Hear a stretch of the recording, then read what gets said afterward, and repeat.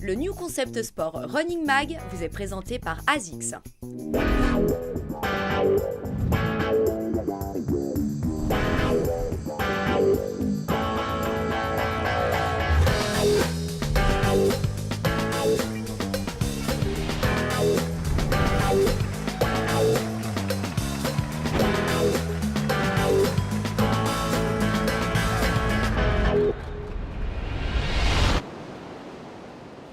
Salut à tous, un décor époustouflant pour ce mag du début de l'été, mais comme vous pouvez le voir, plus de moustaches. Je vous avais promis des explications par rapport à cette mystérieuse moustache le mois dernier, les voici.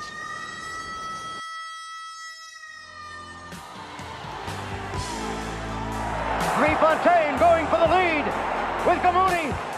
Free was an angry voice for athletes' rights. He was always in trouble with AAU officials. The federation was so strong that they could try to control your life as an athlete. Running doesn't pay your bills, so you've got to make a lot of sacrifices. He wasn't politically correct. He didn't know what that meant. He wasn't a rebel without a cause, he was a rebel with a cause. Steve Prefontaine, le coureur que vous venez de voir, est l'un des héros du film que nous tournons actuellement sur la côte pacifique des États-Unis, en Oregon, et cette moustache était un hommage pour lui. Tout de suite, le sommaire de l'émission. Au programme de votre nouveau Running Mag, la montagne encore et toujours, mais pas seulement. La chaussure de trail Sportiva Raptor fera l'objet aussi de la minute du spécialiste, tandis que la nouvelle montre Garmin tout public sera la nouveauté de ce mois. Tarsis Ansay vous parlera de la technique de descente dans la rubrique Le Coach, et nous vous ferons découvrir en fin d'émission la marque japonaise Mizuno. Et enfin, vous aurez l'occasion de gagner des bons d'achat 200 francs en répondant à la question du mois. Je suis aujourd'hui en compagnie de Martin Muller, qui est l'un des spécialistes, des grands spécialistes, on va dire, d'une discipline ou d'une épreuve assez méconnue, mais fascinante, qui est le X-Alps, dont la prochaine édition va commencer très bientôt, le 7 juillet. Explique-nous, Martin, un peu en quoi consiste ce X-Alps. Alors le X-Alps, c'est une aventure race. C'est une aventure de 1031 km qui se passe à pied et en parapente. La course part de Salzbourg, en Autriche. On va monter en Allemagne, le Zugspitze. On va descendre en Italie, on va contourner le Ortler. Ensuite, on traverse toute la Suisse en passant par Interlaken, le Cervin. On passe au nord du Mont Blanc, on passe encore vers Grenoble et ensuite on descend jusqu'à Monaco, jusqu'à la mer Méditerranée. Il n'y a pas de limite de temps. On est 32 athlètes sélectionnés et invités à cette course. Il y a 21 nations qui participent. Et on a le droit de courir de 5 h du matin jusqu'à 22 h 30 le soir.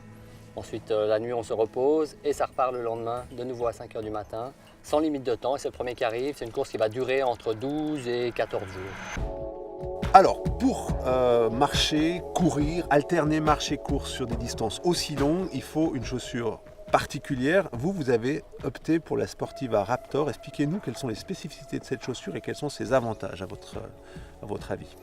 Alors c'est une chaussure qui est très très complète. Et puis cette Raptor est très efficace. Elle a un très bon grip. Même dans la petite neige, elle tient très très bien. Sur le caillou, ça tient très très bien.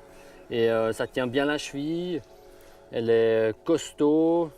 C'est une chaussure qui est vraiment adaptée à tous les terrains. Pour ce genre de course, pour ce genre de trail, c'est vraiment parfait.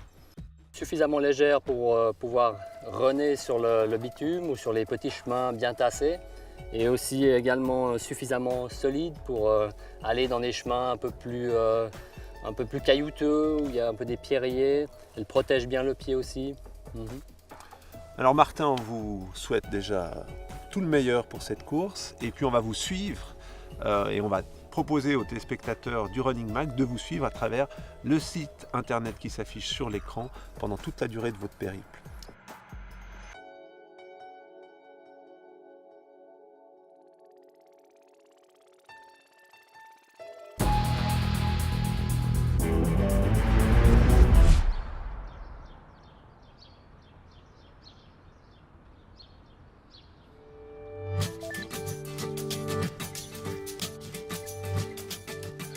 Garmin nous offre enfin un produit d'entrée de gamme, tout simple pour les gens de tous les jours, qui désirent simplement d'avoir quelque chose de rapide sur la montre sans se prendre la tête.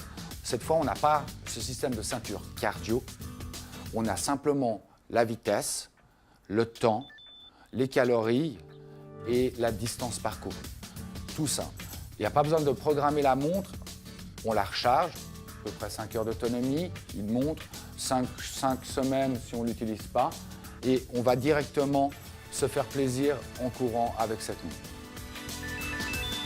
Et pour quelqu'un qui voudrait juste, de temps en temps, juste savoir combien de kilomètres il a fait, la vitesse actuelle qu'il est, ça suffit largement. Ce que j'adore chez Garmin, c'est la facilité d'utilisation des programmes d'entraînement. Et dans les conditions extrêmes aussi, Garmin, on peut dire que c'est largement éprouvé, étant donné que j'ai quand même fait le marathon des sables avec, j'ai couru des trails sous la pluie, en hiver, dans toutes les conditions météo possibles. Et j'ai jamais eu un seul bug, ni même de la buée sous la glace ou quoi que ce soit, qui pourrait être des signes de défaillance. En tout cas, sur les montres que j'ai portées, j'ai jamais eu de problème. Non. Oui, Garmin nous fait un modèle avec un prix canon qui est à 159 francs, qui est vraiment un prix qui est en dessous de ce qu'on trouve dans le monde du GPS, avec un GPS toujours Garmin, donc très fiable. Donc là, on a vraiment une montre de très bonne qualité pour un prix très bas, avec des fonctions très simples.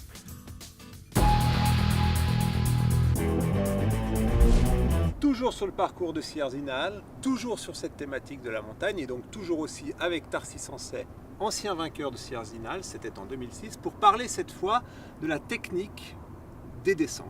Comment aborder les descentes? Quelle est la bonne technique? À la fois pour ne pas mourir et à la fois pour être efficace, Tarsis.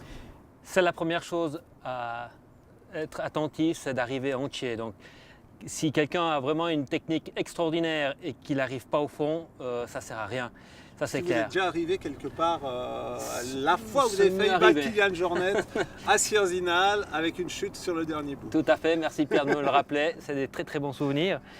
Et c'est vrai que ça, c'est la première chose à tenir compte. La deuxième chose dans une descente, c'est au niveau de l'équilibre, de façon à avoir notre centre de gravité le plus bas possible, de façon à pouvoir être plus efficace, plus proche du sol, sans aller trop près du sol quand même. Et puis d'avoir une bonne chaussure qui est très importante, avec de bons cramponnages, de façon à ce que si c'est un petit peu glissant, le pied tienne bien quand même. Alors, il y a deux grandes techniques, on va dire, d'approche de la descente. Décrivez-les-nous.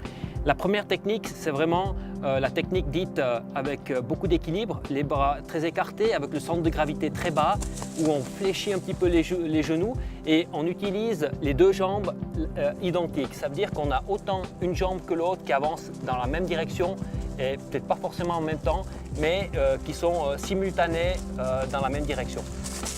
Et il y a la deuxième technique, c'est la technique avec une jambe en avant. C'est souvent la jambe la plus forte, avec un sorte de petit sautier.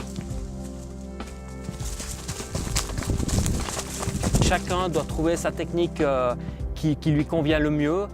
Je crois que l'idéal, c'est de pouvoir courir de façon à se sentir à l'aise, sans se blesser d'une part, et puis d'être le plus efficace possible.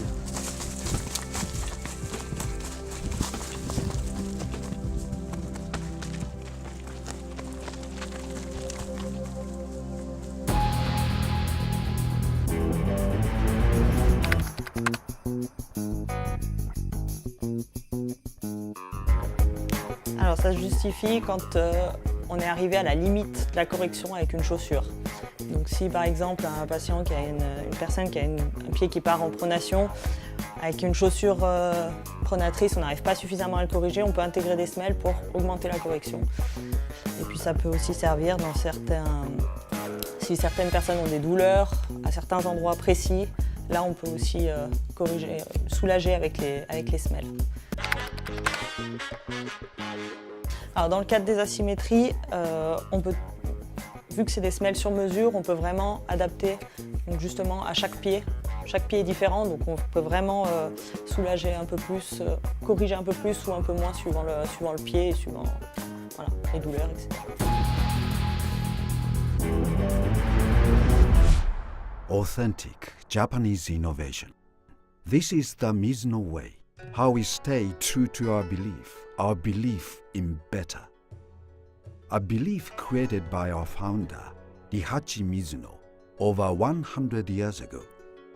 Dedicated to bettering the performance of athletes and increasing the role of sport in the community, he opened his first shop in Osaka, Japan, in 1906.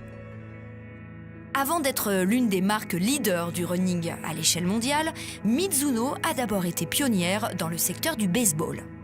Son surnom, c'est Monsieur Baseball au Japon, celui qui a, entre guillemets, introduit le baseball et puis développé. Très tôt également, Riichi Mizuno s'est passionné pour le développement technologique et la recherche dans le domaine du sport, et en particulier de l'athlétisme. C'est la seule marque qui a créé un centre de recherche pour le sport déjà en 1938. Et toute première chaussure de course à pied, ça a été fabriqué, je dirais, autour de 1920-25. Bien sûr, ça n'a rien à voir avec les chaussures actuelles. Par exemple, les chaussures sur la piste, vraiment ce qu'on appelle les chaussures à clous, c'était des vrais clous. C'était rien à voir avec la technologie moderne. Dans les années 80, la vague du running a déferlé sur le monde.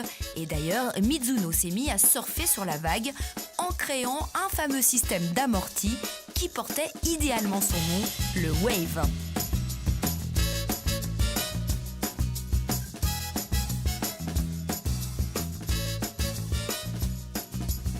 Ce qui est unique, c'est qu'on a un système qui fonctionne depuis 30 ans bientôt, et puis qu'on continue là-dessus. Ça évolue, mais on continue avec le même système.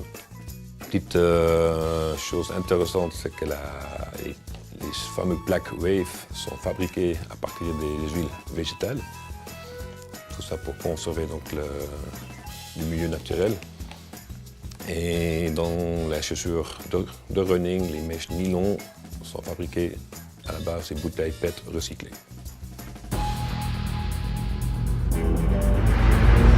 Voici les gagnants du concours du mois dernier. Ce mois-ci, 3 bons d'une valeur de 100 francs à valoir sur des produits de la marque Brooks. Alors écoutez bien la question du jour. De quelle origine est la marque Brooks? A. Japonaise, B. Allemande, C. Américaine. Nous avons besoin de vous dans le cadre d'une prochaine rubrique du New Concept Sport Running Mag. Filmez-vous dans les endroits beaux, les endroits les plus insolites où vous avez l'occasion de courir et envoyez-nous les images. Les plus belles images seront retenues, seront diffusées dans le mag et vous aurez l'occasion de gagner votre prochaine paire d'ASICS gratuite. Moi j'y vais, j'ai une très longue plage qui m'attend. Sportivement.